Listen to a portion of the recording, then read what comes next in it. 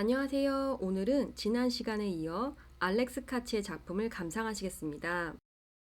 사실 알렉스 카치의 작품은 초반 인기가 없었습니다. 당시는 잭슨 폴록이나 윌리엄 드쿠닌 같은 추상 표현주의가 인기 있었기 때문입니다. 구상적 그림을 그리는 그의 초기 5번의 전시는 모두 성공했다고 말하기 어렵습니다. 게다가 당시 그의 작품에 대해 평론가들은 그의 그림에 깊이가 없다고 비평하였습니다. 이후 인터뷰에서 알렉스는 자신을 비평한 이런 비평가들을 자신의 팔꿈치로 치고 싶었다고 말하더군요. 암튼 초창기 그는 자신이 전업 화가가 되긴 힘들 것 같고 학교에서 미술교사를 하며 틈틈이 작가 생활을 하려고 했다고 합니다. 그러나 그는 곧장 죽어라 해보자 하는 생각을 했고 1977년 뉴욕 타임스퀘어 빌보드 작업은 그의 인생의 큰 전환점이 되었습니다. 이 작업 이후 그는 본격적으로 큰 화면과 과감하게 단순한 이미지를 연결한 작품들을 선보였기 때문입니다. 이 작품은 1977년도에서 82년도까지 설치되었는데요. 그는 이런 작품들을 통해 분주한 유워커들이 일부러 멈춰서 자세히 관찰하지 않아도 인물의 미소와 색채가 뇌리에 새겨지도록 커다란 이미지를 보여주었습니다. 그의 이런 노력은 드디어 1980년대 후반부터 제대로 평가받기 시작하였습니다. 맨 처음 보신 이미지는 작품의 밤 풍경, 지금 보시는 이미지는 낮의 풍경, 그리고 설치 장면입니다. 50년 가까이 알렉스의 모델인 그의 아내 에이다입니다. 무심하고 간결한 표면 아래 표현된 강렬함, 힘, 도시적 모습은 알렉스 카츠 인물의 매력입니다. 많은 평론가들은 그의 그림 화풍이 영화와 빌보드 간판에서 영향받았다고 말하는데요. 왜냐하면 그의 화면 이미지가 마치 스냅 사진처럼 영화 클로저 기법을 생각나게 하기 때문입니다. 그런데 이런 클로저 기법에 대해 혹자들은 잘려진 화면 바깥을 궁금하게 하는 구도라고 표현하기도 하는데요. 개인적인 생각으로는 과거 이런 클로즈업 기법은 궁금증을 불러일으키는 구도가 될 수 있었지만 이미 이런 기법이 많이 쓰여진 현재 사회, 특히 스마트폰으로 이런 줌인한 이미지를 정말 많이 접하게 된 우리들에게 이런 잘려진 이미지는 우선 먼저 이미지 자체에 더 집중하게 만드는 것 같습니다. 이후 사람에 따라 잘려진 이미지 밖에 대해 궁금해하거나 상상하게 되고요. 왜냐하면 알렉스 카츠가 보여주는 이미지가 아주 스마트하게 적정선에서 우리에게 필요한 정보를 주기 때문인 것 같습니다. 즉, 너무 줌인해서, 즉, 너무 가까이 확대되어 뭐가 뭔지 모르겠는 것도 아니고 갑자기 예상치 못하게 인물이 잘려져서 이건 뭐지? 하는 생각도 안 들기 때문입니다.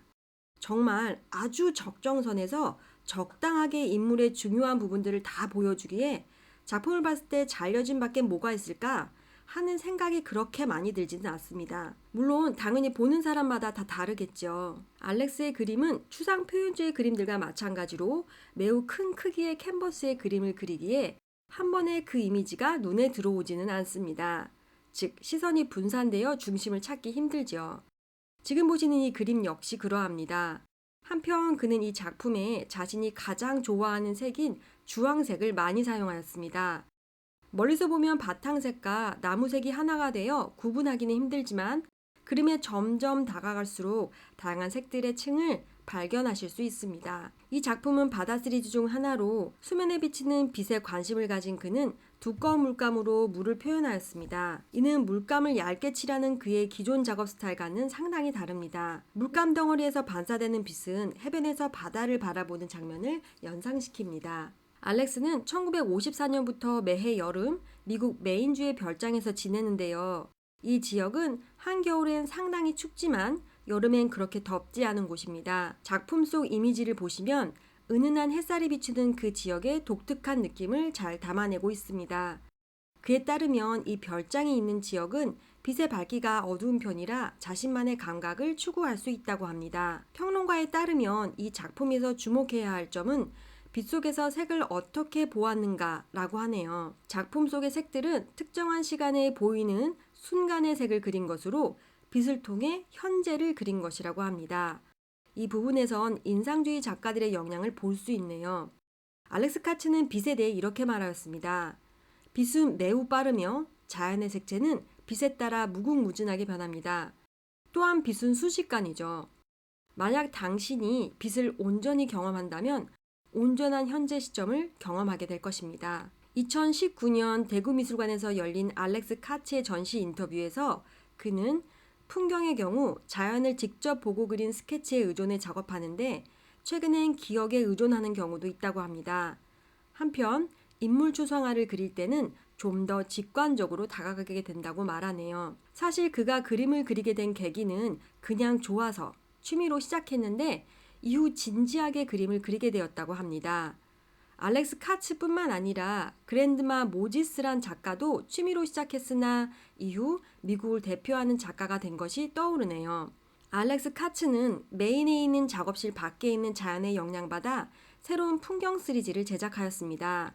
알렉스 카츠는 메인에 있는 작업실 밖에 있는 자연에 영향받아 새로운 풍경 시리즈를 시작하였습니다. 역시나 매우 큰 사이즈의 작품으로 시인이자 미술 비평가인 존 야우는 이 거대한 크기로 인해 몰입감이 있으며 관람자는 풍경을 보고 있는 것이 아니라 그 안에 있다 라고 말하였습니다. 알렉스는 평생에 걸쳐 빛과 감각들의 관계에 대해 생각하고 이를 자신의 작품 속에 표현하려 하였습니다. 그는 마치 인상주의자들이 그랬던 것처럼 인간의 오감 중 우리에게 많은 영향을 미치는 것 중 하나인 보는 감각에 대해 표현하고자 노력한 것이죠. 알렉스는 스코이건 회화 조각학교에서 공부하며 이곳에서 야외로 나가 직접 보고 재빠르게 그리는 기법을 배웁니다.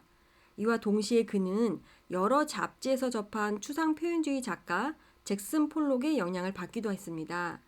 그리고 그는 내가 경험으로 얻은 감각들을 어떻게 하면 현대적으로 풀어낼까 하고 고민하였습니다.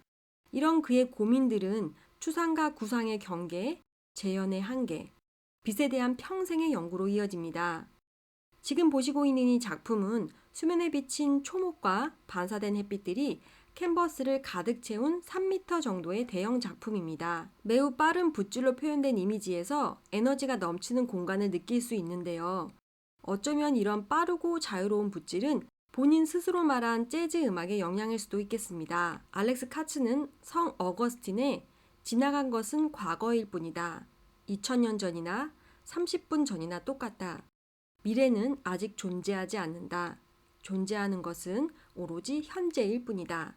라는 생각에 공감하며 빛에 주목하였습니다. 시간에 따라 변하는 속성을 가진 빛이 물 위에 비치거나 그림자를 만들어내는 풍경을 담은 퀵 라이트는 그가 중시하는 현재가 투영된 연작입니다. 그의 작품 대부분은 지금 보시는 작품과 같이 화면 전체가 단순화된 구상으로 원근감이 나타나 있지 않습니다. 이에 평평하고 납작해 보이죠. 그러나 각각의 작품을 자세히 보시면 세밀한 묘사는 없지만 같은 색의 명암의 미세한 변화를 통해 빛이 어디에서 오는지 느끼도록 하였습니다. 알렉스 카츠는 이렇게 미묘한 색의 변화를 통해 빛을 표현하였습니다. 지금까지 감상하신 카츠의 작품들은 모두 매우 커다란 규모를 갖고 있는데요. 스미소니언 미술관과의 인터뷰에서 그는 자신의 작은 그림이 있고 옆에 다른 사람의 그림이 있다면 자신의 그림이 독보적이지 않는다고 말하며 자신은 평범한 이미지와 큰 규모의 캔버스를 활용해 사람들이 자신의 그림에 주목하게 만들었다고 하였습니다. 그리고 이로 인해 자신이 만든 작품이 사람들 머릿속에 콕 박히게 만든다고 하였지요. 이 인터뷰 외에도 여러 미술관이나 갤러리와의 인터뷰에서 그가 지속적으로 자신 그림의 커다란 규모에 대해 이야기하는 것으로 보아 그에게 있어 큰 규모의 캔버스는 정말 중요한 요소인 것 같습니다. 그는 그림이란 내가 본 것을 당신이 보게 만드는 방법이다 라고 말하였습니다.